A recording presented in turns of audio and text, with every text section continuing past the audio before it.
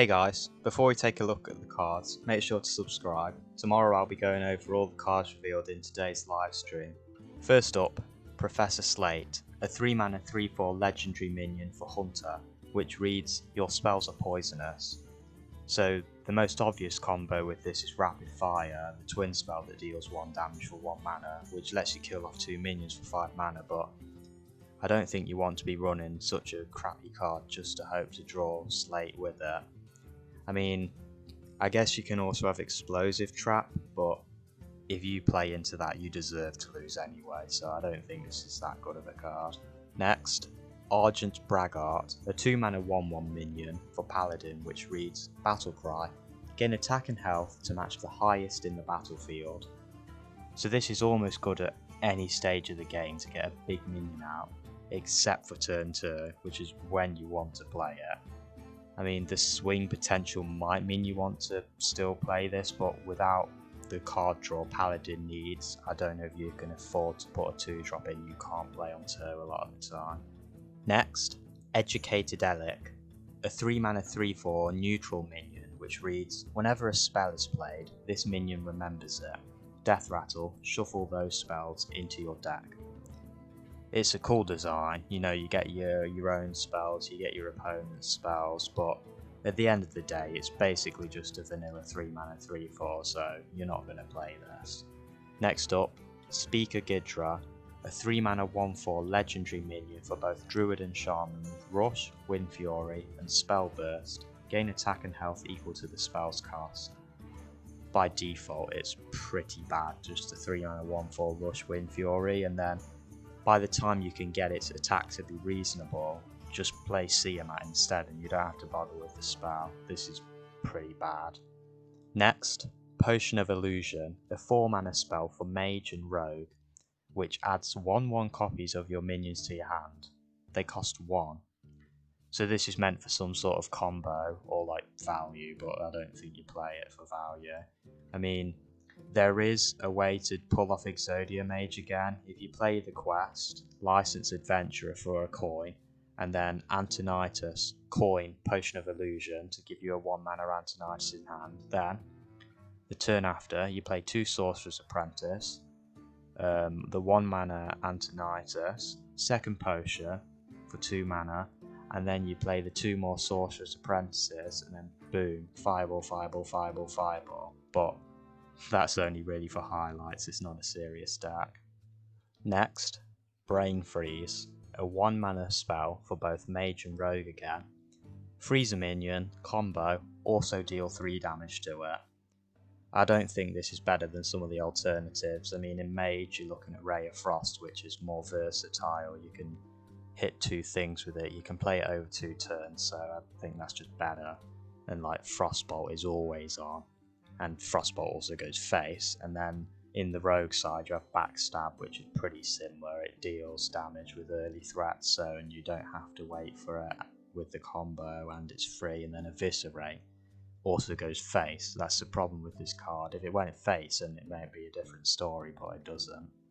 Next up, High Abbess Elora, a 4-mana 3/6 legendary minion for Paladin and Priest with Spell Burst, cast a spell from your deck, targets this if possible. I think this is great in Libra and Paladin. You play your Libra of Wisdom on this, and then you know you can get the high roll of Libra of Hope, or just like Hand of Adal, or the Libra of Justice. It's pretty good whatever you get, because all of them still are beneficial for you, because you don't really run removal spells in Paladin that will target minions.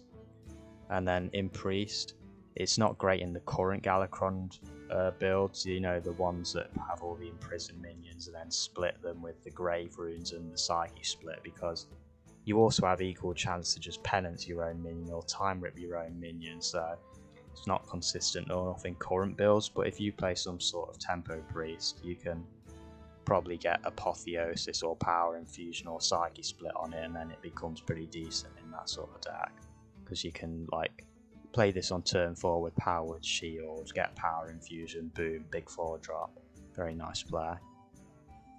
Next up, Forest Warden Omu, a a 6 mana 5/4 legendary minion for Druid with Spell Burst, refresh your mana crystals, so pretty similar to Kuhn the Forgotten King from Wild, but you know, you try play something like Malygos, how are you going to play it in the same turn?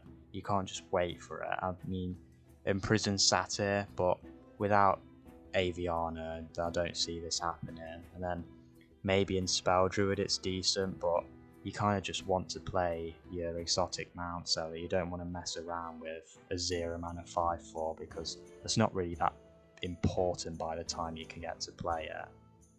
Next up, Survival of the Fittest, a 10 mana druid spell. Give +4/+4 to all minions in your hand, deck and battlefield. So you can never really afford to play this for 10 mana, so you go straight to Kel'Thas as the answer in some sort of spell druid, but then you're kind of missing the point of the card, because if you're running a bunch of spells and fungal fortunes, you're not really buffing many minions in your deck or hand. And then you'd already be winning if you're ahead, and then you'd just rather have Savage Roar to finish off a game than Survival of the Fittest. I think if you want to run something like this, just play the 0 mana version of Invigor. Next up, Lord Barov, a 3 mana 3/2 legendary minion for both Warrior and Paladin with Battlecry. Set the health of all other minions to 1 and Death Rattle, deal 1 damage to all minions. I mean, this is just insane. It's a quality for 1 mana less, and comes with a body, and comes with a whirlwind on the Death Rattle. Risky Skipper and Consecration have a new best friend, and his name is Barov. I think this might get nerfed alongside Rogue's Secret Passage, it's that powerful. Next, Ancient Voidhound, a 9 mana 10/10 minion for Demon Hunter. At the end of your turn, steal 1 attack and health from all enemy minions. This is too slow to play. It's 9 mana and it doesn't really do much to turn you play it. But if you look at some of the ways to cheat it out, you've got Fell Summoner, which is the 6 mana 8/3 Death Rattle, summon a demon from your hand, and Pit Commander, which is the 9 mana 7/9 taunt that pulls a demon from your deck at the end of your turn. And both of those cards are just bad. 6 mana 8/3 is an awful stat line, and you can't really wait till turn 9 to play the taunt. I don't think this is any good unless there's some new option to cheat out demons coming in the live stream. Next, Guardian Animals, a 7 mana spell for Hunter and Druid that summons 2 beasts that cost 5 or less from your deck and gives them Rush. I don't think either class has any beasts worth cheating out.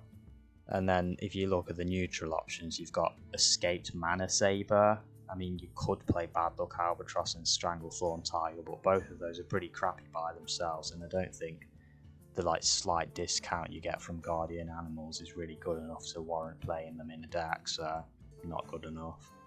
Next, True Aim Crescent, a 1 mana 1/4 weapon for both Demon Hunter and Hunter, which means after your hero attacks a minion, your minions attack it too.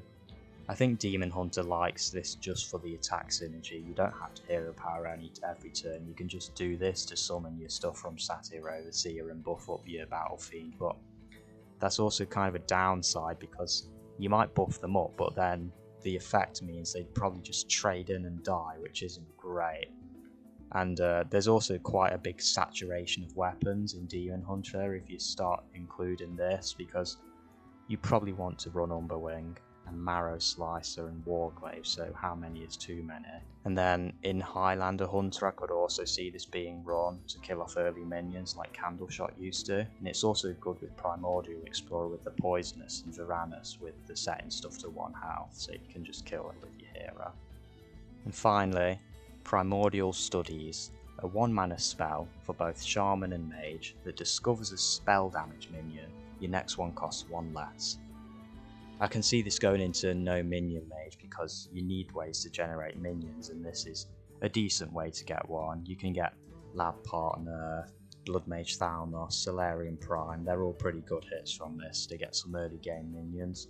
But I think in Shaman or any other mage deck, it's pretty bad. You just run the spell damage minion you want to play rather than gambling with the Primordial Studies. Well, that's all the cards for today. If you enjoyed the video, make sure to leave a like and comment if you disagree with me on any of the cards. I'll see you tomorrow for the big card review.